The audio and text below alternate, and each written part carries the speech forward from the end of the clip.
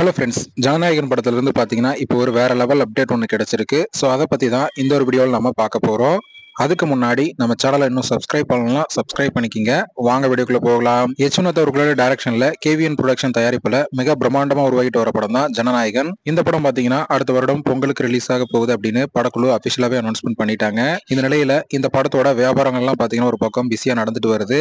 அந்த வகையில Tamil Nadu theatrical rights 100 கோடிக்கு வித்து இருக்கிறதாகவும், அமேசான் பிரைம் 121 கோடிக்கு வாங்கியிருக்கிறதாகவும் பார்த்தீங்கன்னா நேற்று நாம ஏற்கனவே பார்த்திருந்தோம். அது மட்டும் இல்லாம வெளிநாட்டு தியேட்டரிக்கல் ரைட்ஸ் 78 கோடிக்கு வாங்கியிருக்காங்க அப்படிங்கிற மாதிரியும் ஏற்கனவே பார்த்திருந்தோம். இந்த நிலையில இப்போ சேட்டலைட் ரைட்ஸை யார் வாங்கியிருக்கா அப்படிங்கிற ஒரு தகவல் பார்த்தீங்கன்னா வெளிவந்திருக்கு. அதன்படி பார்த்தீங்கன்னா சன் டிவி தான் ஜனநாயகன் படத்தோட சேட்டலைட் ரைட்ஸை வாங்கியிருக்காங்க அப்படிங்கிற மாதிரியும், கிட்டத்தட்ட 55 கோடிக்கு வாங்கியிருக்காங்க அப்படிங்கிற ஒரு தகவல் பார்த்தீங்கன்னா இப்போ சோசியல் மீடியால வெளிவந்திருக்கு. தளபதி விஜய் அவர்களுடைய படம் அப்படின்னாலே பார்த்தீங்கன்னா வியாபாரத்துல எப்பவுமே நம்பர் 1 தான். ஸோ இது தளபதியோட கடைசி படம் அப்படிங்கிறதுனால இந்த படத்துக்கு இன்னும் எதிர்பார்ப்பு அதிகமா இருக்கு. ஸோ அதனால இந்த படத்தோட வியாபாரமும் பார்த்தீங்கன்னா இப்போ சூடு பிடிச்சிட்டு இருக்கு.